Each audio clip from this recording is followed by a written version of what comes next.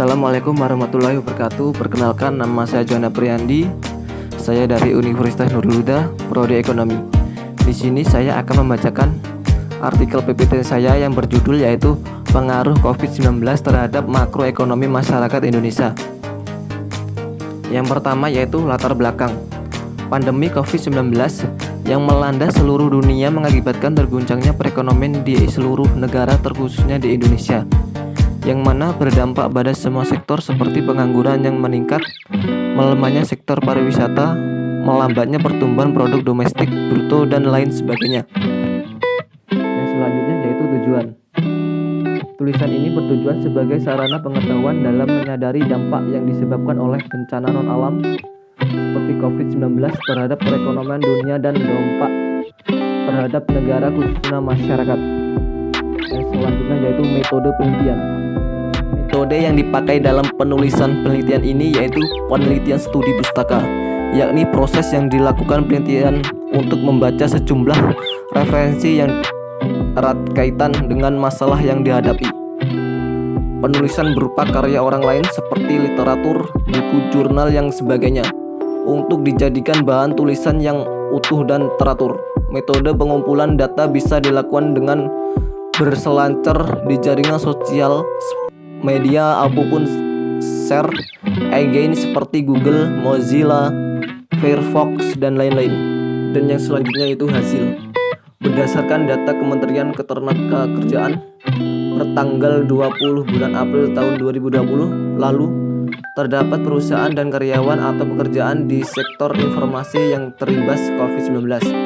Buruh yang terkena PHK total sejumlah 1,19 juta pekerja pada tahun itu. Tsunami PHK tidak hanya terjadi di Indonesia, tetapi juga terjadi di semua negara yang terdampak COVID-19. Yang selanjutnya yaitu pembahasan. Di sini yaitu yang dibahas, pandemi COVID-19 disebabkan oleh virus yang bernama Server Acute Respirator 2 atau yang disebut dengan SARS-CoV-2 atau bisa dipanggil corona, merupakan suatu bibit penyakit yang menginfeksi jalur pernapasan yang dapat menular dengan mudah melalui udara maupun sentuhan tidak langsung. Coronavirus merebak hebat pada awal bulan Maret 2020 atau 3 tahun yang lalu. Sebenarnya dengan diterapkan beberapa kebijakan yang dikeluarkan pemerintah dalam menghadapi pandemi dengan 4 keputusan presiden, 2 aturan presiden, yang 1 peraturan yang dibuat pemerintah, 1 instruksi presiden dalam suatu peraturan pemerintah pengganti undang-undang. Aturan-aturan yang dibuat oleh pemerintah tersebut merupakan jalur alternatif bagi masyarakat dan pemecahan masalah yang diberikan pemerintah.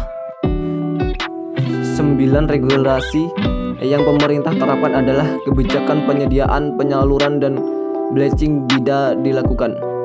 Untuk selanjutnya yaitu kesimpulan. COVID-19 atau disebut juga virus corona merupakan virus yang menyerang jalur pernapasan bagi manusia.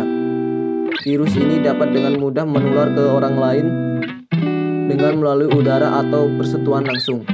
Dengan penerapan regulasi yang dilakukan oleh pemerintah sudah cukup membantu masyarakat yang terdampak.